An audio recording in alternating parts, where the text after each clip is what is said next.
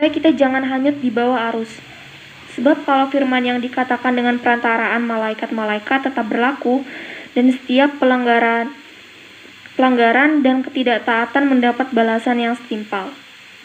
Bagaimanakah kita akan luput jikalau kita menyia-nyiakan keselamatan yang sebesar itu, yang mula-mula diberitakan oleh Tuhan dan oleh mereka yang telah mendengarnya kepada kita dengan cara yang dapat dipercayai, sedangkan Allah meneguhkan kesaksian mereka oleh tanda-tanda dan mujizat-mujizat dan oleh berbagai-bagai pernyataan kekuasaan dan karena Roh Kudus yang dibagi-bagikannya menurut kehendaknya. Demikianlah firman Tuhan.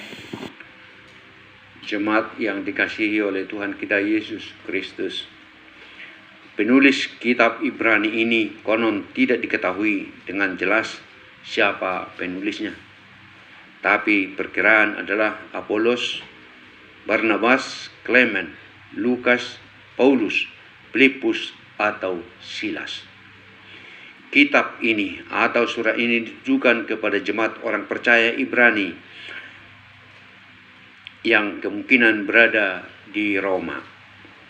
Sebagai latar belakang dari penulisan Ibrani ini adalah karena Anania dan penindasan merupakan suatu ancaman nyata bagi jemaat di Roma.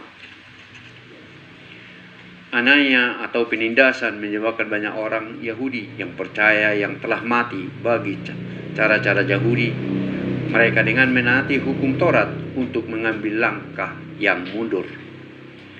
Penulis mempergunakan kesempatan ini untuk menyatakan kemerdekaan yang telah diberikan oleh Kristus kepada semua orang yang percaya, serta menegaskan bahwa dengan Kristus tidak diperlukan lagi segala adat istiadat ritual apapun yang diajarkan oleh kepercayaan Yahudi mereka. Ia meminta mereka memberi pertimbangan pada pengetahuan mereka tentang perjanjian lama. Penulis kitab Ibrani ini mendesak orang Kristen Yahudi untuk menjadi dewasa dengan menunjukkan kepada mereka bahwa penderitaan yang sekarang bagi Kristus akan diikuti oleh kemuliaan yang kekal dengannya yang tidak ditawarkan dalam kepercayaan Yahudi mereka atau agama manapun. Seluruh perjanjian lama yang menunjukkan pada pelayanan Kristus, persembahan hari-hari raya, kemah suci, dan para imam semuanya dipergunakan untuk jalan Yesus yang lebih baik. Penulis kitab Ibrani mengungkapkan bahwa perjanjian baru yang kekal telah menggantikan yang sementara dan harganya telah dibayar penuh oleh darah Kristus. Jemaat yang dikasihi oleh Yesus Kristus Tuhan kita, adalah biasa bagi manusia kurang respon terhadap panggilan Tuhan Allah dalam kehidupannya. Karena manusia lebih suka memilih jalannya sendiri daripada tunduk kepada tuntunan Allah. Walaupun dia tidak pernah merancangkan bagi kehidupan manusia, melainkan rancangan dunia damai, sejahtera, dan bukan rancangan kecelakaan untuk memberikan kepadamu hari depan yang penuh harapan. Yeremia 29 ayatnya yang ke-11. Jadi, ia tahu jalan hidupku seandainya ia menguji aku, atau akan timbul seperti emas. Ayub 23 ayatnya yang ke-10. Ketika Musa diutus Allah membantu bangsa Israel keluar dari Mesir, ia tidak menyambutnya dengan antusias. Justru ia merasa dirinya tidak mampu dan tidak pandai bicara. Lalu Musa berkata, "Siapakah aku ini maka aku yang menghadap Firaun dan membawa orang Israel keluar dari Mesir? Apalagi aku ini tidak pandai bicara, dahulu pun tidak. Dan sejak engkau berfirman kepada hambamu pun tidak, sebab aku berat mulut dan berat lidah." Tertulis di dalam Keluaran 3 ayat 11 dan Keluaran 4 ayatnya yang ke-10. Begitu pula ketika Allah memanggil dan menetapkan Yeremia untuk menjadi nabi bagi bangsa-bangsa. Yeremia juga berdalih seperti Musa, katanya, Ah, Tuhan Allah, sesungguhnya Tuhan Allah, aku tidak pandai bicara sebab aku ini masih muda. Yeremia 1 ayatnya ke-6. Walaupun Allah sudah memanggil dia sejak masih dalam kandungan ibunya, ia telah mengenalnya. Itu tertulis di Yeremia 1 ayatnya yang ke-5. Memang tidak semua orang dipanggil untuk menjadi nabi seperti Yeremia atau sebagai pemimpin besar seperti Musa ini. Pertanyaan kepada kita masing-masing, adakah panggilan Allah kepada kita supaya kamu hidup sesuai dengan kehendak Allah yang memanggil kamu ke dalam kerajaan dan kemuliaannya?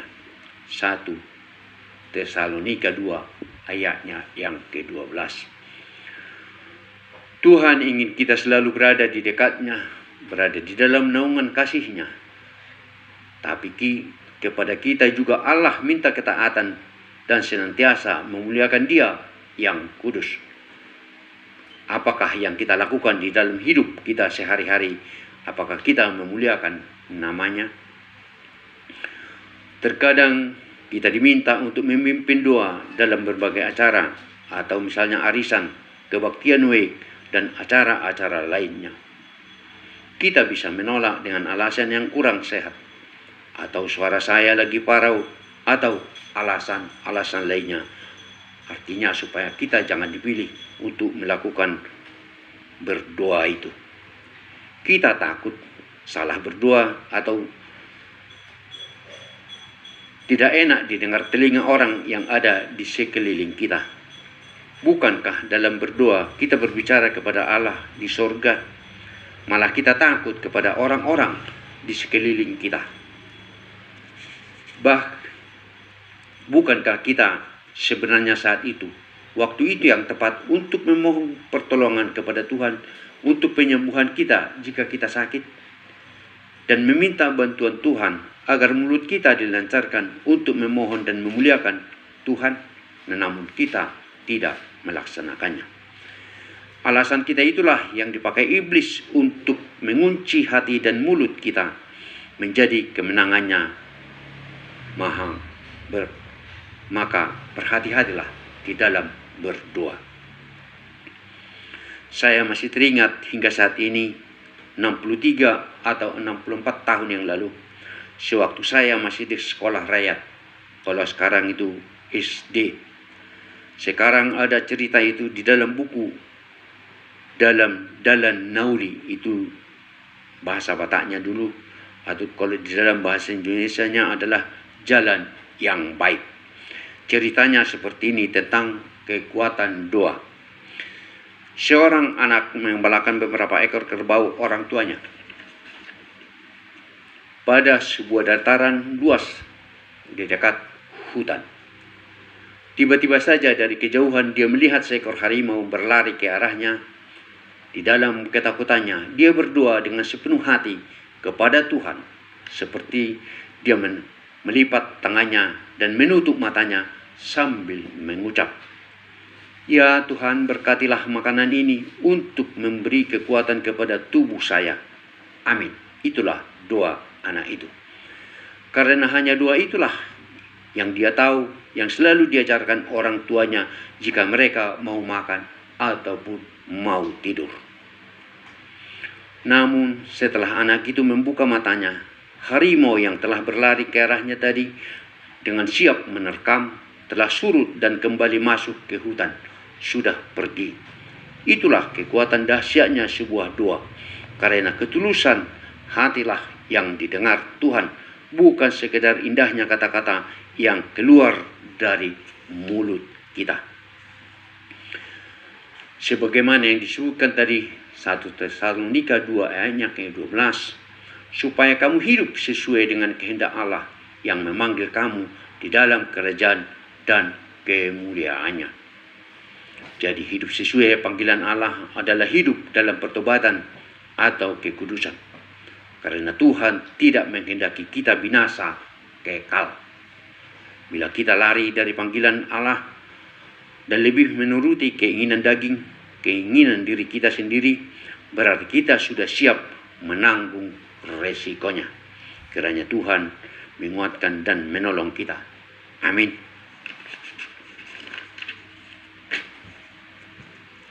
Matikan aja. Mari kita bersatu dalam doa.